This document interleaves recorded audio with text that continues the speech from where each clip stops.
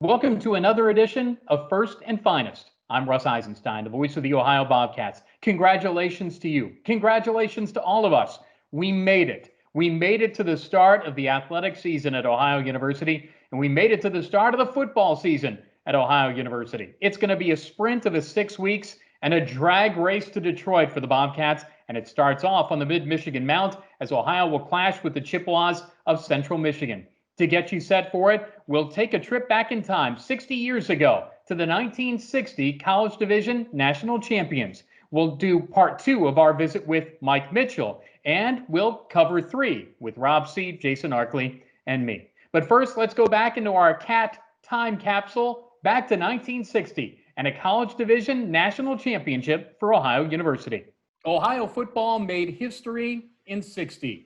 The Ohio Bobcats in 1960 went undefeated, 10-0. They outscored the opposition 269 to 34. 269 to 34. There were 5 shutouts. They were ranked 7 weeks during that season, and that undefeated campaign ended with the College Division National Championship. I'm Russ Eisenstein, the voice of the Ohio Bobcats, joined by Ken Winstead, the Senior Associate Athletic Director for Development at Ohio University. And Ken, this is a story that needs to be told, retold, and told again. Motivational, certainly, for those that are playing now, and memories that will never be forgotten for so many cats, huh? Absolutely. It's a thrill to introduce 2 Bobcat legends to our interview here, and as you said, teammates on the 60 Bobcat National Championship team. I'll start with Bucky Wagner. Per Bobcat legend, Coach Bob Kappas, who I talked to today, his quote about Bucky was a fine QB, but didn't start out as such. But through hard work and determination, earned the starting QB spot on a very talented football team and was one of our mainstays. Bucky remained in Athens after graduating and served as an assistant coach under Bill Hess through the remainder of the 60s, including the 68 MAC championship team.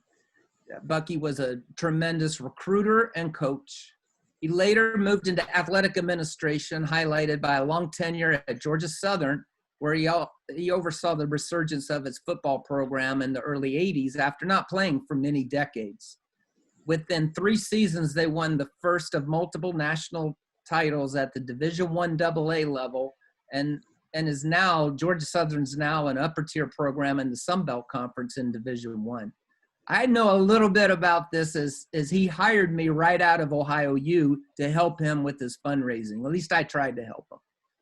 Next is Dick Grechny. Per Coach Kappas, quote, Bill Hess said on many occasions, Dick Grechny was simply the best football player I ever coached. Quote, Coach Kappas said, he was the nicest player off the field, but on the field would knock your rear end off. I think Bucky could probably attest to that.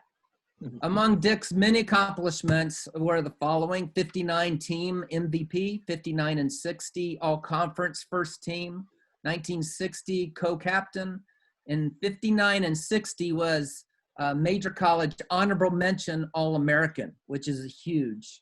He was later drafted by the Cleveland Browns and also played for the Minnesota Vikings. And one thing to mention, and I'll bring it back to you, Russ, but one thing that needs mentioning with these two, both these gentlemen were walk-ons. And the other guys on the team, many were recruited, but these 2 were walk-ons. And Russ, it's an honor to be with these great legends and tremendous people. This is going to be a fun interview. So, gentlemen, let's start at the start. Bill Hess was in his 3rd season as head coach at Ohio University. And I would imagine that there was a nice build-up to this campaign. What were your thoughts going into this season? Did you think that you could be as good as you were? Bucky, let's start with you. I don't think there's any doubt that we knew we were going to be something special. Bowling Green just beat us on a freak play. That loss, Miami just really beat the stew out of us down there on a big old rainy, nasty day. But those were only 2 losses. And we wanted to get that Miami because Miami had beaten us 18 straight years up to that point. Bowling Green, when we played them, had won 18 straight consecutive games. But there was an air about the fact that we knew we were going to be pretty good. And we were kind of looking for a fight call, something that we could rally behind, to kind of pull us together. And we had a good senior class. We had a big senior class. And we had a guy on the team named Moose Massarelli. And Moose was a icon on campus. He was the greatest lover and the greatest carouser, and but Moose, they would send us our shoes to break in the summer before we came back. And Moose spent the summer on Cape Cod, and he came back and his shoes weren't even out of the box. So he had worked out all summer. But he got into a term called Hunja. I don't know where the hell Hunja came from. Hunja. And we started kind of kicking it around. George Ballou and Moose and Joe Dean, Hunja this, Hunja that. And it kind of grew as the season went on. And it culminated in the Bowling Green game. We're playing Bowling Green, and Bowling Green was very much of a power football team. And George Ballou was a small size end. He was about 185 or 195. And Ted Studi was about 215, and both of them were on the same side. So Bowling Green decided they were just going to pound George and Ted. I mean, 3, 4, 5, 6 times in a row, run the same play. It was just two guys lead it, back guy guard leads it, and everybody just piling buttholes over on George and Ted. Well, sometime in the middle of the second quarter, they get a drive and go down and score, and then we come back, and they run over Ted and George, and Ted comes up out of the bottom of the pile. His tears are in his eyes. He's striking. He says, Hunja. And it just picked everybody up. And and then from then on, everything was Hunja. And after the game, everybody's in the locker room going, Hunja. And to this day, if we write a letter or we call one of our team members, we all ended up with Hunja. Somewhat foreshadowing into one of your those things, morale-wise, kind of help pull us together. But what is Hunja? I don't know what it means. Foreshadowing into your administrative career at Georgia Southern and mottos that help fire up ball clubs, to be sure. Dick, Right. let's go to you. Your thoughts leading into the season. Did you think you'd be pretty good? Well, going back to my fifth 1958, we were 5-4. The next year, of course, we were 7-2. But that year, we felt so good about ourselves. And then we lost those 2 games. Miami just really beat our butts badly. We should have won the Bowling Green game. For one play, we lost the game. But so we felt so good about ourselves. And that year going into the next season, I think all of us in the summertime really practiced harder, worked harder. I put on another 12 pounds. We were ready for that year. I think we really felt that we were the best team and nobody could beat us. And that was my feeling. And I believe that was the feeling of the entire team. And that's how we practiced. We practiced harder. We worked harder. When we played our first game, we didn't just trot out on the field. We ran out on the field. I was the leader. I ran out. Everybody else ran out with me. And we did that every game.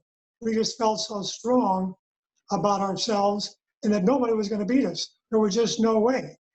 And it showed. And that's what happened in that year. The numbers speak for themselves, but need a little bit of coloring in. 269-34 is what you outscored the opposition. That's something that is absolutely unheard of. That means just sheer dominance on all sides of the ball. Why was your offense and defense that dominant that season? Bucky really can talk about the offense. I'll talk about the defense. One of the most proud things I have about OU and football is that the most points scored against us was only 8. There were 5 touchdowns, but the most points was only 8 in one game. And we had 5 games that they had 0. And I'm most proud of that. And actually, the first team really only had 2 scores against us. And the one score was in the Toledo game, the very first game. We were in there for most of the game before halftime. And then they took us out. Back then, the substitution was different. The whole team substitutes. So they brought in the other team. And then within a few minutes, just before halftime, Toledo got all the way down to like the 10-yard line. Coach put us back in. And we just couldn't stop them. We were tired. It was hot. And so they scored that touchdown. The only other touchdown was Bowling Green, and they scored once. And that's one of my greatest feelings about what we were so good. It was just, we were that good. We could read plays. We studied film, I think, more than anybody else, because it showed. Joe Dean and I and a number of other ball players would watch films over and over and over again, looking for clues, being able to read the guards and the center and even the quarterback. We were that good at it. And we couldn't wait to play a game because we knew we could beat them. And it was just a wonderful, wonderful feeling. Offensively, it was a pleasure. We had a great backfield. We had a great quarterback. Bucky was a great leader. We needed someone like him, and we had him.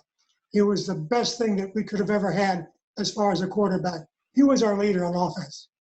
And then we had, of course, Bobby Brooks. We had Bobby Harrison. We had Clyde Thomas. We had John Dickinson.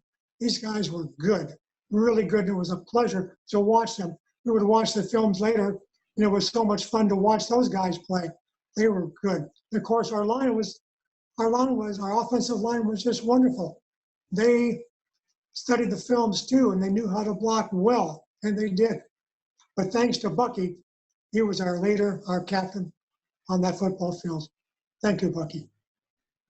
I think people, because our defense was just sound. It was sound our junior year, it was sound our senior year, and we just kind of walked up on a line and whipped people. But our offensive backfield was something special. Bobby Harrison, Clyde Thomas, anytime they're off, they're going 80 yards. Bob Brooks, same way. Dickinson, just a good, big, steady runner.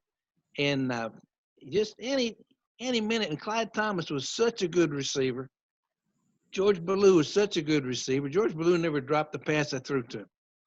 And it was a bad pass drill, but usually we didn't pass it that much. So when I'd fake the ball to Brooks, everybody was tackling Brooks, and George was down there in the end zone waving his arms.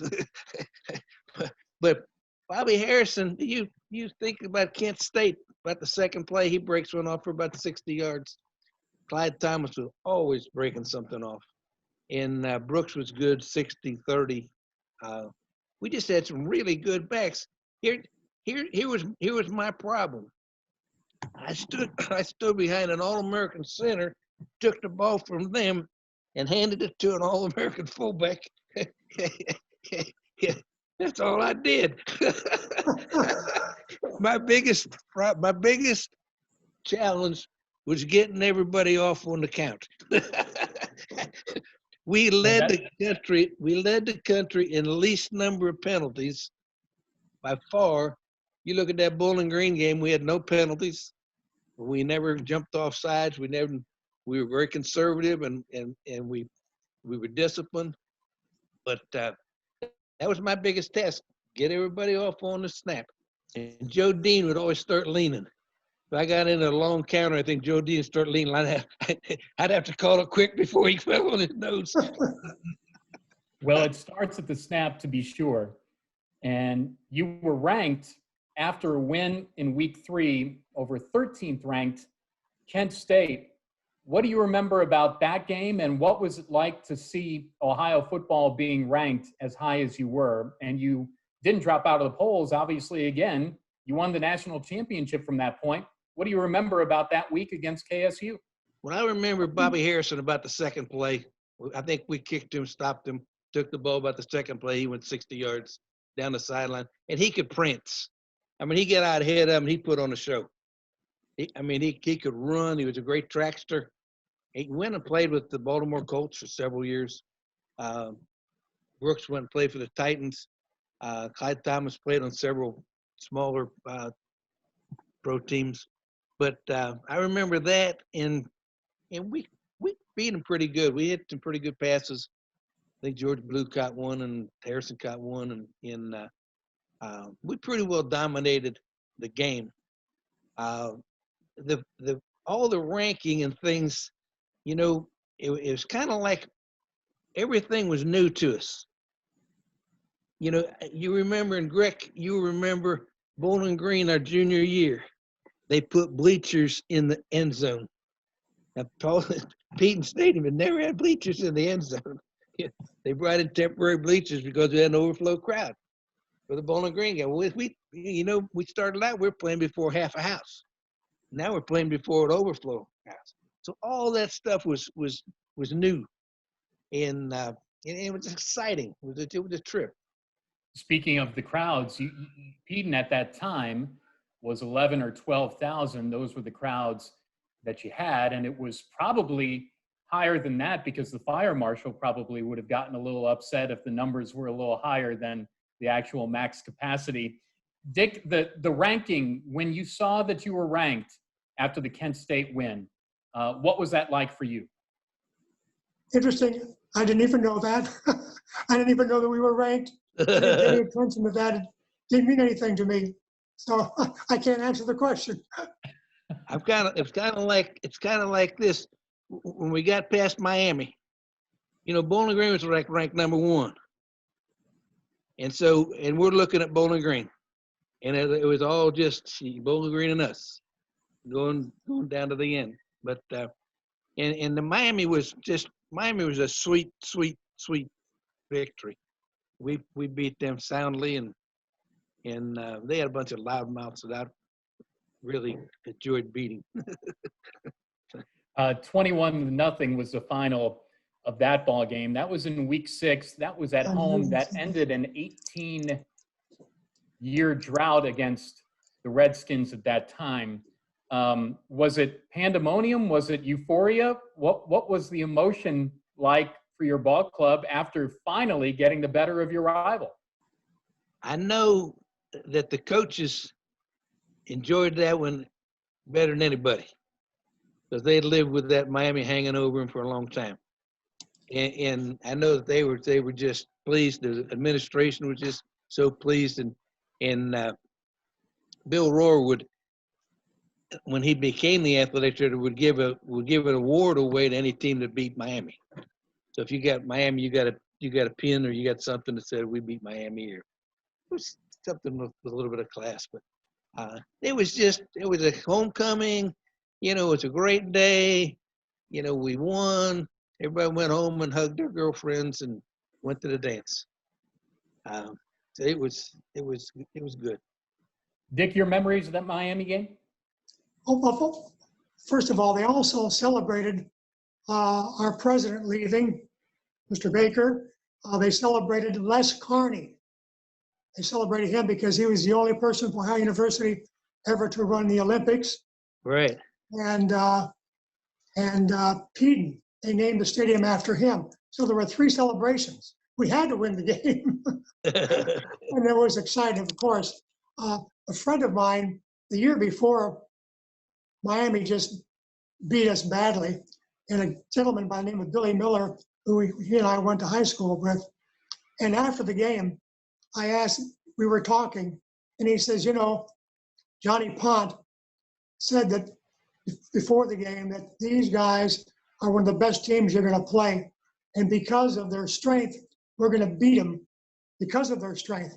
And he said, we watched the movies, and he watched myself, Kenny Fisher, and Joe Dean, how we pulled according to their guards. Wherever their guards went, we went. And he says, and Johnny Pond said, these guys are good, watch them. He says, because of that, that's how we're going to beat them. He says, so what they did was they would pull the guards and they would go ahead and have the halfback, Billy Miller, of course, get tackled a few times because he would pull over. Then what they would do is they pull the guards and Billy would come up the line and then veer across the line. Nobody was there because we were all to the right. He went the other direction and vice versa. They would pull this way and he would go the other direction. And they did that constantly during the game. And then from time to time, then they would run it straight. Well, because they would run it straight, we think that they're going to pull. So we were always out of position. Billy had over 100 yards that game. He was a hero. And it was all because of the coaching and watching us. Well, it didn't happen the following year. We were ready for him the following year. And it was a pleasure. Probably my biggest thrill was beating Miami and knowing it was, 18 years for Ohio University ever to beat them. So that was a real thrill. And I believe they carried Bill Hess off the field with the Miami banner wrapped around him. Yeah. And on the shoulders of some of the ball players. Remember that, Bucky? I remember that. I remember that vividly. I'd forgotten about it. I can still see it. That we had him up on our shoulders too. The 1960 team won't be forgotten, and Mike Mitchell won't be forgotten either. If the Bobcats of now play with that Mike Mitchell 1960 mentality, maybe the Cats will be MAC champions this year. Here's part 2 of Alvin Floyd's visit with Mike Mitchell. I'm about to go, just going back to your college days. I really want to know, what was your favorite spot? Like, what was your favorite spot, like on or off campus to go to? So I'm going to give you, there's 2 places you could always find me. If just being honest, my mom wouldn't be proud, but if I was getting ratchet, it was going to be courtside. And if not there, then I was always at the Ping Center because I was big on playing basketball. And literally, so Joe Scipio, I think I already said that he was one of my best friends. He was a walk-on fullback, super swole guy. So I spent a lot of time at the Ping Center, honestly, either getting an extra lift, hooping, doing something like that with him. So it's Ping Center or definitely courtside. So y'all was big on that basketball? Oh, super big on the hoop. And that's when I had a different, because I played with a couple guys, Jerome Tillman. I think he ended up playing overseas as a professional for a long time, but that's when I really got an appreciation for hoop, because we're all decent high school basketball players, or we were all decent in grade school. But then when you start getting to college, and then the guy's 6'4", 6'5", and then I'm like, oh, I'm not really good at basketball, because the arc that you have to have on your shot, the defense, it's just totally different game versus playing against people that are 5'11" and 6 foot. I have major respect for Chris Paul and those guys getting it done at that level at average man's height. It's just nuts. He said average man height. No, he's out there with the trees at 6'1". Like, if you ever played with the OU basketball team, how many buckets did you get? That's just no disrespect, but that's not the NBA. That's OU's basketball team, and I struggled. I remember playing with Jerome Tillman and them. I'm not just more than a bucket a game. I'm just caught a fast break or something. I'm not giving them dudes buckets. What was your memories from draft day like? Getting called up saying, "Hey, we want you to be on our team." Man, so my draft experience was crazy. I always tell everyone the story. It was wild. We had been getting some buzz that I would get drafted higher than what everyone thought. I was supposed to be like a 7th round pick to a free agent. But then after my pro day and I started taking visits, I probably took 12, 13 visits because I didn't go to the combine. So all these teams started looking at my tape and like, yo, we got to bring this kid in, work him out, interview him, because they didn't have any information on me. Yeah. So I remember we were getting rumors like, hey, man, my agent was like, yo, you might go in the 4th round. You might go a little bit earlier because, this is good action. But in no circumstances, I'm being honest, under no circumstances did I think I was going in the 2nd round. I was thinking, maybe the 4th, maybe the 5th. That's basically what my agent was telling me. But long story short, the draft day, I was at my brother's house because he had a bigger TV. It was just, we could fit more family over there. So it went crazy. They get to the 2nd round, and my agent calls my phone and says, "Hey, Mike," I think it's like pick 45 or something like that, 46. He's like, "I just got off with the phone with the Bears." He's like, "They're taking you at pick 49." So obviously, I almost cursed. I don't want to curse. I pooped my pants. You know, I jumped up, and then I didn't want to ruin it for my parents. So I was kind of hanging back by myself. My parents were like, "What'd he say? What'd he say?" I was just trying to be cool about it. Yeah. They were all downstairs, so I now walk upstairs. So it's just me upstairs in the living room, and it's now pick 47. And the strange number is calling me, but I'm not answering because it's a strange number. I know that I'm about to get drafted in like 2 picks, so I'm like not answering this number, right? Long story short, as I'm literally watching the draft, it's pick 47, and it says with the pick, the Oakland Raiders select safety Mike Mitchell, Ohio University. I'm literally looking at the screen, and I'm like, man, I know ain't no other safety from Ohio named Mike Mitchell in this draft. So I kind of have like this I'm stuck moment, right? And then literally, because there's like, I guess there was a delay between the TV, the one upstairs and downstairs, like within 3 seconds of me thinking this thought, I hear my mom scream.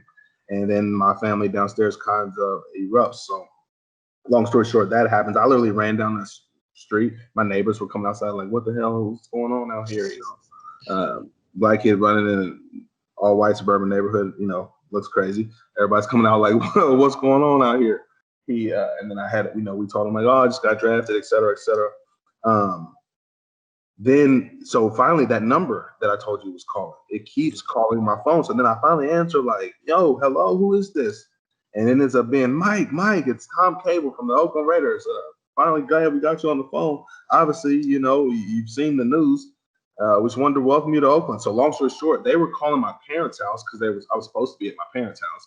But long story short, we ended up switching plans kind of. And like I said, my brother had a nicer place, so we were over there. So they were been calling my house phone. I'm not answering. They're calling my cell phone. I'm not answering. So they just ended up drafting me without even calling me. I'm thinking I'm going to the Bears at 49.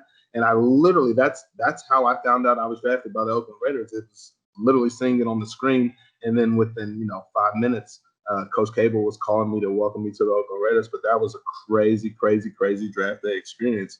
And it was, 2 to 3 rounds higher than I thought I was going to go. And it was nuts, man. Cried because it was a dream. And I immediately thought of all those summers with Phoebus and Scipio and Mark and Idris and all those guys out there getting it. And it was like, man, this is pretty cool. God is good. I probably won't know what to do. I'll probably just sit there and I'll probably run down the street too. Oh yeah, I mean, man. We'll see what you do. We'll see what you do because it'll happen for you if you believe and put the work in. It's about to be a big year. Like first start position. I want to have a good season. It's about to be a good season.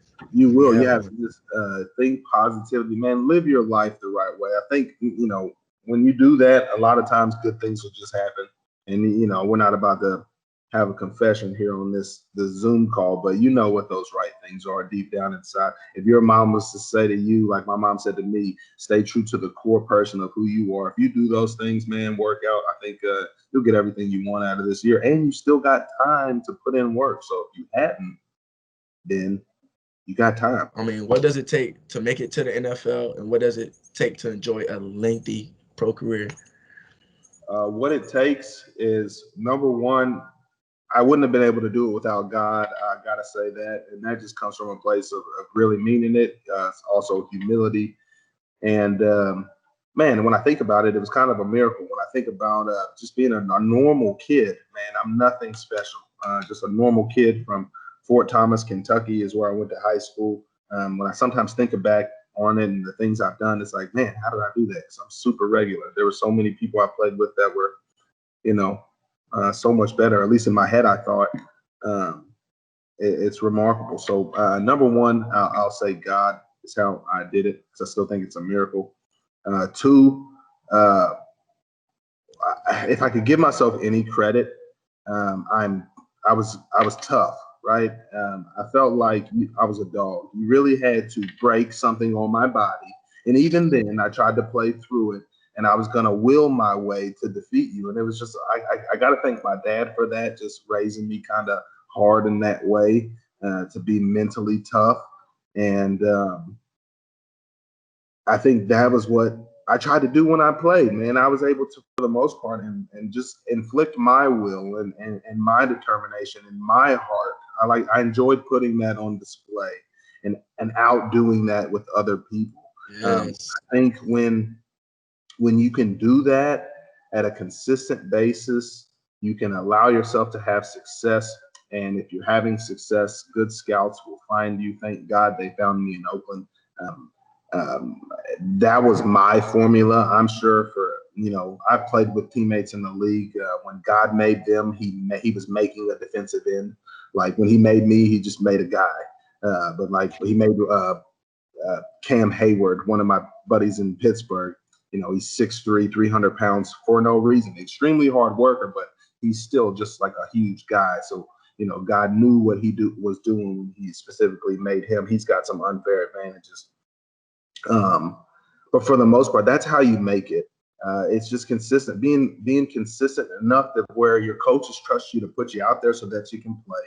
And then when you are getting your opportunity to play, it's making plays that make people say, hey, I want to pick that guy. And then for a professional, to be honest, it took me 4 years or so to really figure it out. Thank God that I was drafted high enough that I was gifted 4 years to figure it out, because if you aren't drafted high, usually you don't get that long. That's why the careers are so short, because young guys don't really get a chance to figure it out, because there's always a fresh crop of younger guys the next year. But I was drafted in such a position. And then also, again, I don't want to give myself any credit, but I did just enough to stay on the roster and hang around that I was able, by the time my 5th year, I had pretty much figured it out. And then obviously God came through in a major way, because I played with great teammates.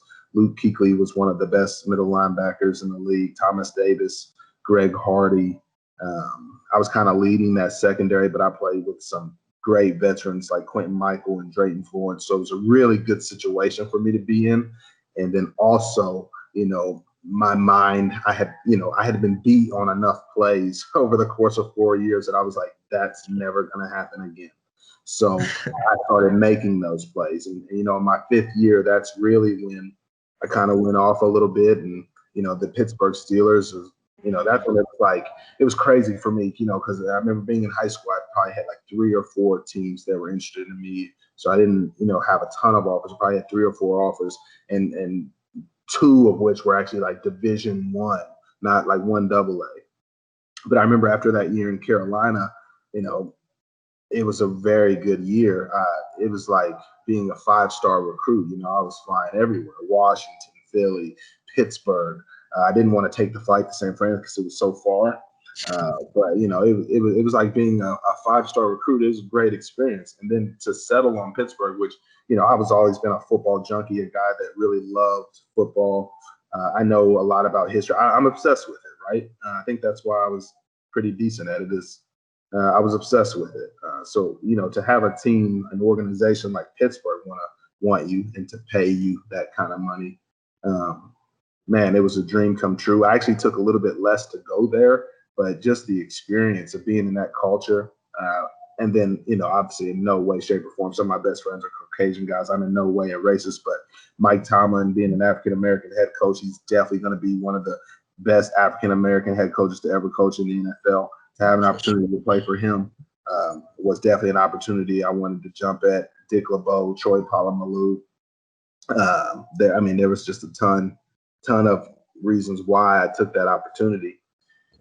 And then, man, once you get to that point, it's just about trying to maintain as long as you can, because every year it's just a young guy trying to take your job. But if you've done things right over the course of the years, you're smarter than him. You're in a little bit better shape. So it's kind of easier to keep him off.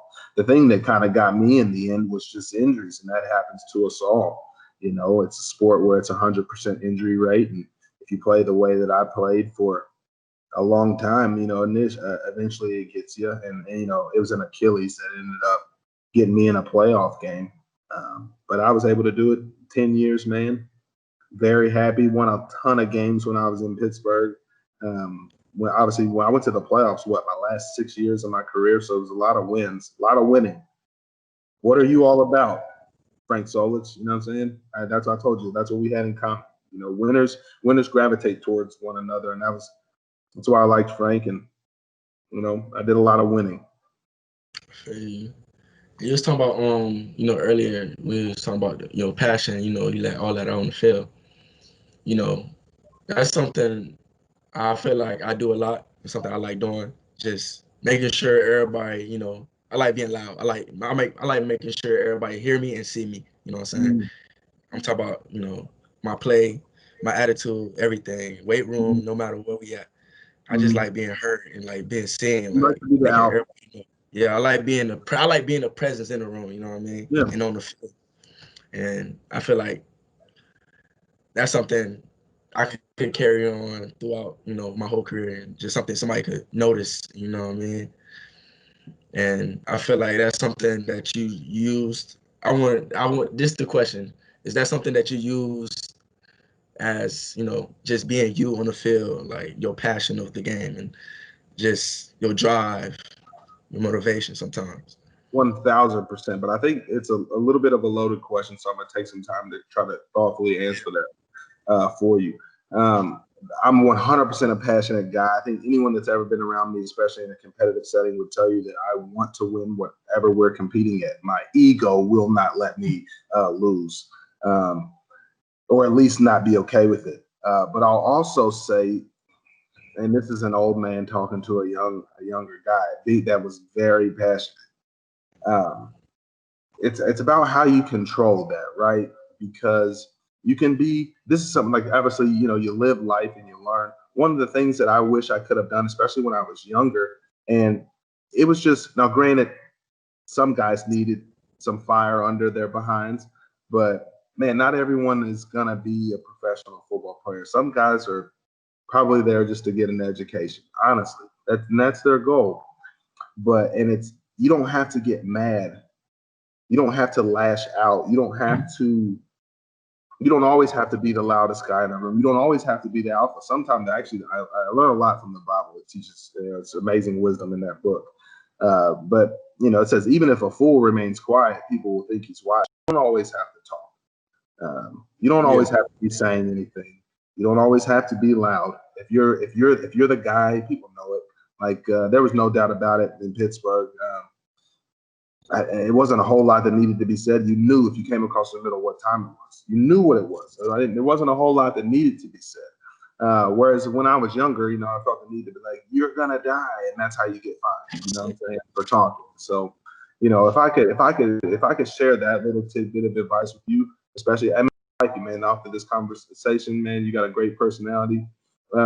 It's just how you can control that passion. Don't ever let anyone take your passion, because in the league, that is really what separates. A lot of guys are there because they're talented, but the dudes that stay are truly passionate about their career.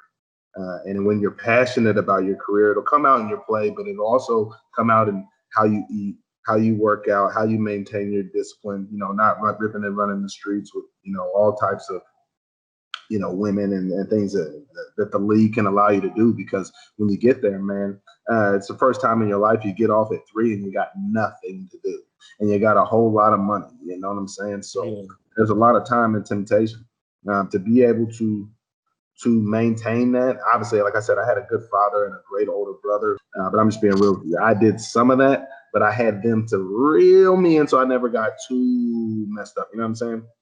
And you know, I hope I answered your question enough with the passion. I want you to stay passionate, but also, you know, have enough humility to know that, hey, not every situation requires me to bang my chest, because ultimately, if you just caught a body, everyone knows you're the baddest guy anyway. You know what I'm trying to say? Yeah, I know what you're saying. So this might be the last. This will be the last question. What advice would you give, you know, current Bobcats right now, just current athletes right now?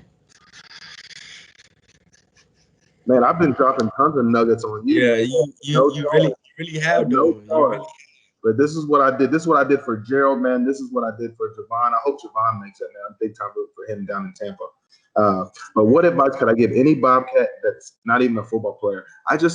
Sometimes I think, and there was a lot of this was when I was there. Obviously, it's been over a decade, so things have changed dramatically. I think that just the type of person that they recruit is way more competitive and talented, just from the amount of wins that you guys get every year. But I would say that, man, never sell yourself short. Man, the God that I serve is an all-powerful God that can literally do anything. He knows no boundaries. Don't think that because you're at Ohio University that you guys can't exceed extraordinary expectations. People may not think that, you could be a top 10 team or you could go to a BCS or do these things. But that's what man says. But what God says has no limits, man. No one can measure his power. If you believe, you can achieve. And I am a, living testimony of that. And I am a Bobcat because, man, I'm just a regular. I think I was 5'11". I don't know what Coach Olsen and them saw in me, honestly, besides that, I like to run into people with my body. But I wasn't too much. Obviously, I grew a little bit, grew a couple inches, gained a little bit of weight while I was in college. But, man, I'm a super regular guy, and I was able to do some extraordinary things all because I believed and I had a little bit of work ethic. So if I could say that to any Bobcat that would be willing to listen, it's believe, work as hard as you can, and usually good things happen to good people. For sure. Well, I appreciate your time. I'm thrilled to, having this talk with you for real. And, hope everything is going good and everything goes well. You know what I mean? Thank you. And I was looking forward to this. This is so obviously, the whole time you're a professional, you're trying to do what I was saying. You're trying to stay in the league. So, I'm working out. I'm trying to stay in shape. You want to find time to get back and talk to the guys. I've been looking forward to an opportunity like this. I'm glad Matt Mortensen connected me with Mike so that we could do something like this. And, man, share what some of the nuggets that I gave you with the team. Because if I could tell it to the entire team, I would. You guys make me so proud. I'm not going to lie. Just you're doing great things. You're making us proud. Keep it going, man. Keep it going. The Cats are coming. Maction will be back in action. Rob C. and Jason Arkley join me. This is cover 3 on First and Finest. Well, here we are, 6 weeks in a sprint to Detroit. And I think, gentlemen, once everybody else started to say that they were going to play, the MAC was going to reverse course and move forward with a season. Like it, don't like it, agree with it, don't agree with it, it's happening. I think we can agree that we want it to be done safely. We want it to be done with health in mind. And the hope is that we get through this thing to get to Detroit. Jason? Exactly, Russ. It's going to be a different season for a million different reasons. One of which is the sprint nature of it. You're talking 6 games, no built-in bye weeks. Any kind of injury or COVID-related absence is going to potentially cripple teams, and so different things I think are going to be highlighted during this 6-week sprint, namely depth. I think culture, the way teams are able to prepare. I think those are things that are always important, but given the circumstances of 2020, I think there's going to be extra emphasis. Get out the old highlight marker and highlight the programs you think exemplify those traits, and I think those might be the best bets to get through this 6 weeks and on to Detroit. Yeah, and that's important. You talk about stability, you talk about continuity, and if nothing else, Ohio leads that. This coaching staff, one of the most senior in the league, obviously the top head coach in the league. You look at this group, if anyone was ready to be parachuted into another country and start playing football, I would assume it's the Bobcats ahead of most of the other squads in this league. Mature, prepared. Hopefully the upperclassmen are ready to go, and hopefully you're deep in case you lose guys 2 or 3 or 4 at a time in a week as you go through this season. There's a lot to be excited about. There are a lot of questions, too. Let's start on the offensive side of the ball. Nathan Rourke isn't there anymore, but there is O'Rourke and Curtis. And it will be interesting to see how Ohio uses Armani Rogers and maybe a CJ Harrison there at quarterback. Let's start on the quarterback position, guys. Is this going to be a solidified number one, or are we going to see a little bit of a change-up, athletic quarterback in there too? Not to say that Curtis Rourke isn't athletic, but you might have a game changer in there. I don't know if this thing's going to be settled going into week one or beyond. Yeah, it might not be. And Ohio's played with multiple guys back there for multiple skills, multiple sets, multiple talents. But you look, a guy transfers out here from UNLV, certainly you expect you're going to see him good chunks. And he's one of those guys. Again, I've not gotten to spend much time around him yet, but he is a looks amazing coming off the bus guy. Has that Cam Newton look, if you want to put expectation too high, but a 6'5", 2.25" quarterback doesn't show up in the MAC too often. Whether he's going to be a throw guy or a run guy, that's up to some debate. You'll see, look at his numbers at UNLV. He has room to grow, but so does Curtis Rourke, obviously, as a very young player. He didn't even attempt to pass, I believe, didn't complete a pass last season. His brother has the name. What kind of a thrower is he? He looks amazing in practice. And Harris, everyone from the backside says he's amazing. His high school tape's mind-blowing. Someone's going to play and be pretty good. They got to figure it out. I think you're going to see a trial period of 2, maybe 3 games. Again, the short schedule really condenses everything, but Frank Solich has never been shy about playing multiple quarterbacks. We've seen that for 15 years in Athens. The advantage Armani has is that he's played a game at the college level before. Curtis Rourke, I think you guys mentioned, doesn't have a pass completion. The other quarterback in that competition right now is a true freshman, rolled early, and his reward for enrolling early at Ohio was a pandemic outbreak, and he got 2 spring practices. So you have 2 guys who have never completed a pass in a program or in a college game, and Armani Rogers. So it makes sense to me to give all those guys looks, at least in game 1, maybe game 2, and figure out if you have lightning in the bottle, if you have some magic there that you can saddle up and go with one guy the rest of the way. I love Vegas. We love Vegas. I think if anybody's going to make the decision to leave Vegas, they mean business. And yes, we've seen Armani in Mountain West action before. Got to work on the pass accuracy, and I'm sure he knows that. The coaching staff knows that, so we'll see what happens there. There's enough returning on the offensive line. You've got 3 very capable running backs. Hopefully everybody stays healthy. And there are enough playmakers at the tight end and wide receiving position to give these quarterbacks, whoever is going to be the quarterback, a lot of help. Ohio's biggest strength offensively is the skill positions. They're covered at X with Cameron Odom, with Shane Hooks. They've got intriguing slot options with guys like Jerome Buckner and Ty Walton, Ryan and Adam Lerman at tight end, the deep backfield with Demontre Tuggle and Julian Ross and O'Shawn Allison. The biggest question mark is quarterback, and a second minor question mark is tackle depth. Their 2 starting tackles this fall didn't get many reps in that position last year. But you find a quarterback, and this, again, could be another Tim Albin offense that puts up 30, 35 points a game.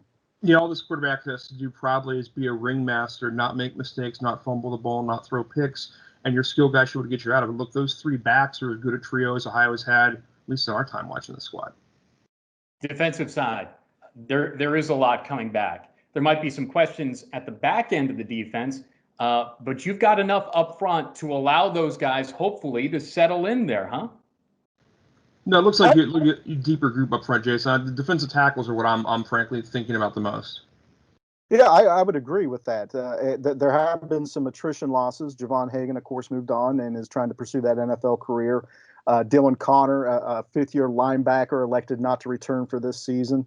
But the interior depth up front is something to keep an eye on. Kai Caesar's had a tremendous offseason. He's grown as a leader, as a guy who's become that dependable ringleader up front. And then you've got some new pieces, like a young guy like a Kylan McCracken, for instance. Zach Birch, the junior college transfer, can he step in and add more valuable minutes up front? But again, much like offense, there's only a couple real key spots to look for on that Ohio defense, one being safety and again, that defensive tackle depth. Love their guys on the ends with Austin Conrad and Will Evans. You got smart, heady linebackers and an explosive guy with T. Thompson in that second level of the defense. And they've got experience on the outside with some upperclassmen cornerbacks. So there's a lot of good things in place. Can you fill in those 1 or 2 holes and elevate your game as a unit? Yeah, just macro, it's odd. Again, you say to yourself every September, who's ahead, defense or offense? And at least in most of the country, and the NFL, it looks like that scoring, frankly, has been up. That's been the thing. Defenses have been strangely behind in all this. So we'll see where that sets up. Giving up 30 or 35 might not mean what it did. I think the target number for this team when they've won the last few years has been giving up 3 scores or less. 20 or 21 for a defense is great right now in this environment. And attention to detail and turning teams over. That's going to be important here too. When Ohio's had success, obviously, a lot of teams feel this way. They turn teams over. It's going to be interesting early on to see if guys like an Austin Conrad or a Dorso or on the edges, guys that are going to hopefully jump routes and make plays. That's going to be important. Also, this is a brand new cast of characters on the special teams side too. You don't have the old reliables at long snapper, place kicker, or punter anymore. That's going to have to solidify itself in a quick 6-week season. When you look at that, obviously possessions are short, seasons are short, so any mistakes are going to be magnified by guys who are brand new and just growing into this thing. And again, there's a lot of guys who are getting work. They need a lot of reps. That's one thing you've been able to work on, I figure, in an off season. It's just been weird. There have been a litany of special teams mistakes across the country in FBS college football here the first 6 weeks of the season. Why is that? Well, one of the ways coaches and programs are limiting inter squad exposure is by cutting out some of that teamwork in special teams. You're taking 5 guys from offense, 3 guys from defense, another couple backups, and they're your kickoff unit, for instance, right? And right now, programs are trying to avoid that cross-pollination. Even within a team, they're trying to break up their team into pods. So that's cut down on some of the team aspect work. So the specialists may be good, but again, coming together as 11 guys working cohesive on one special teams unit has been a challenge for a lot of teams around the country. And that's really what it is. It's really almost a baseball DH mindset. The kicker and the long snapper, the punter and the long snapper can go do their own thing. The other 9 guys, if they never see contact, you're right. The first time you see it, they may run away. You don't know. This could be like, some sort of like Civil War battle when they just run off. No idea. On the MAC East side, it seems like it's Ohio, it's Buffalo, it's Miami. Ohio goes to Miami. Buffalo comes to Athens. On the West side, really anybody's guess. Can Central Michigan do it again? Who is at quarterback there? Can Toledo find a quarterback? Ball State, their season seemingly got washed away in the rain against Ohio in Muncie. So it's really anybody's guess on both sides. Yeah, nobody in the other half feels like the dominant alpha over there. Jason and I have had in the back of our heads, this is the year for Ball State. We're going to trick them. Hasn't happened the last couple.